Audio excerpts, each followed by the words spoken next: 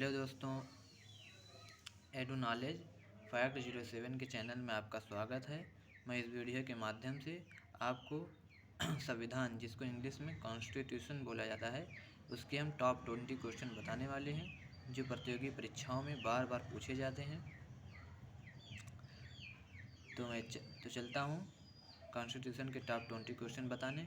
इस वीडियो को शुरू करने से पहले मैं आपसे रिक्वेस्ट करता हूँ कि इस वीडियो को लाइक कर दीजिए और चैनल को सब्सक्राइब करना मत भूलें। इस वीडियो को पूरा अंत तक देखें जिससे आपके कॉन्स्टिट्यूशन के टॉप 20 क्वेश्चन तैयार हो सकें। तो चलते हैं, वीडियो को शुरू करते हैं। पहला क्वेश्चन है, जब कोई व्यक्ति गलत ढंग से बंद किया जाता है तो उसके लिए कौन सी रिट जारी की जा सकती है। इसमें 4 ऑप्शन दिए हुए हैं।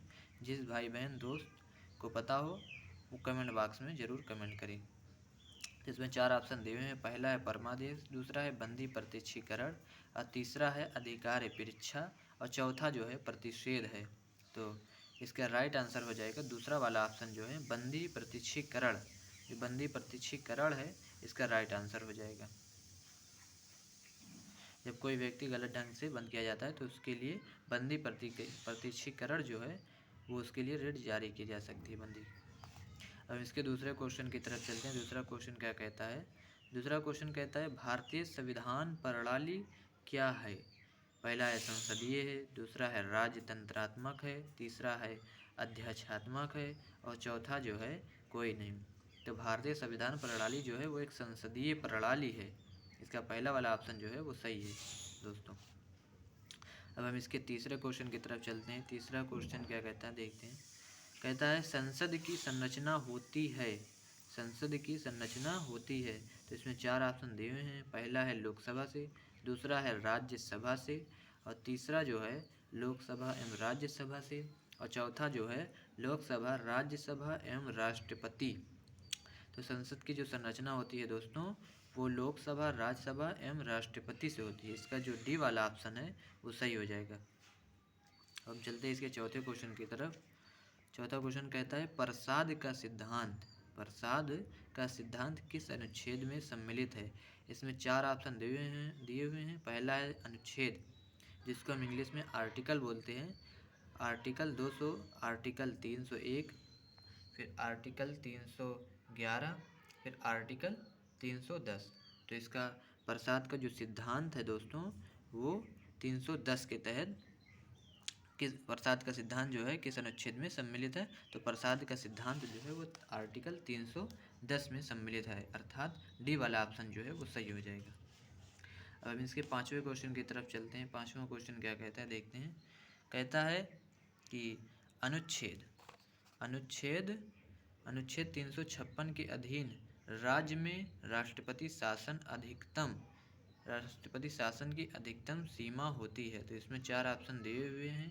पहला है 1 वर्ष, दूसरा है 2 वर्ष, तीसरा है 3 वर्ष, और चौथा जो है वो 5 वर्ष। तो इसका राइट आंसर हो जाएगा दोस्तों जो तीसरा वाला ऑप्शन है 3 वर्ष जो है वो इसका राइट आंसर हो जाएगा। तो इसके छठे क्वेश्चन की तरफ चलते हैं। छठा क्वेश्चन क्या कहते हैं देखते हैं। कहता है शिक्षा के अधिकार को किस अनुच्छेद के तहत मूल अधिकार बनाया गया है।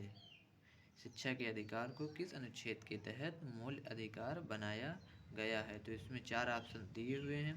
पहला है अनुच्छेद 20, और दूसरा है अनुच्छेद 19, और तीसरा जो है अनुच्छेद 12, और चौथा जो है अनुच्छेद 21 के ए।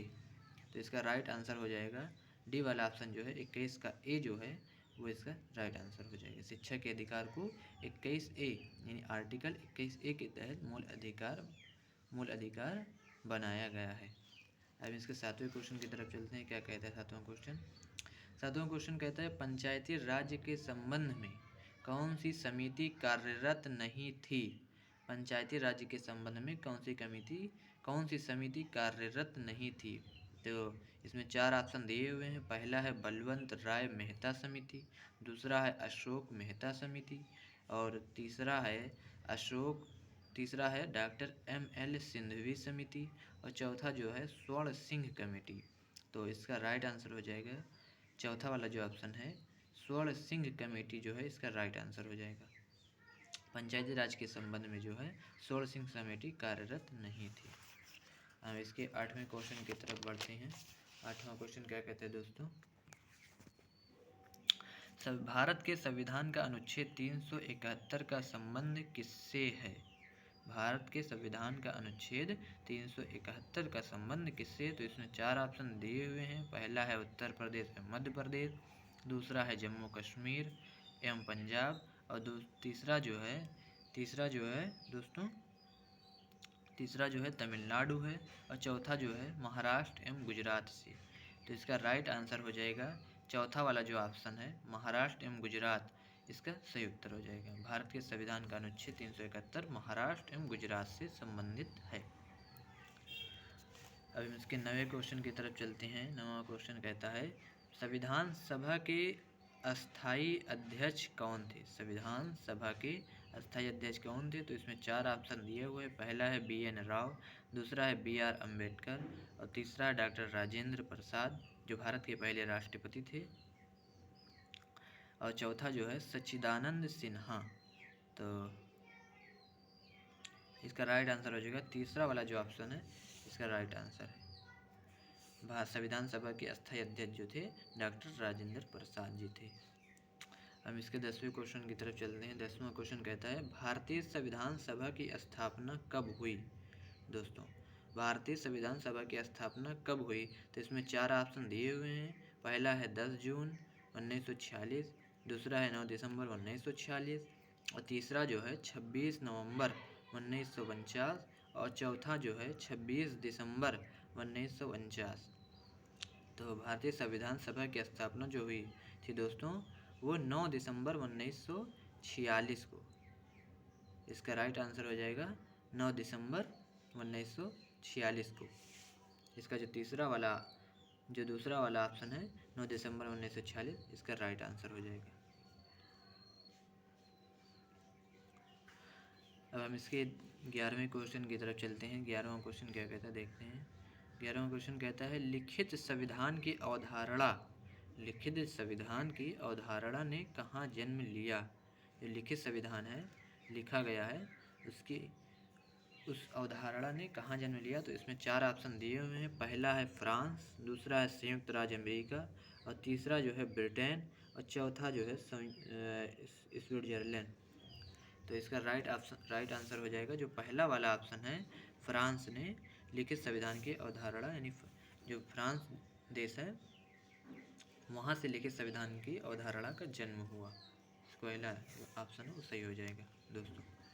अब इसके 12वें क्वेश्चन की तरफ चलते हैं। 12वां क्वेश्चन क्या कहता है देखते हैं। कहता है कि भारत के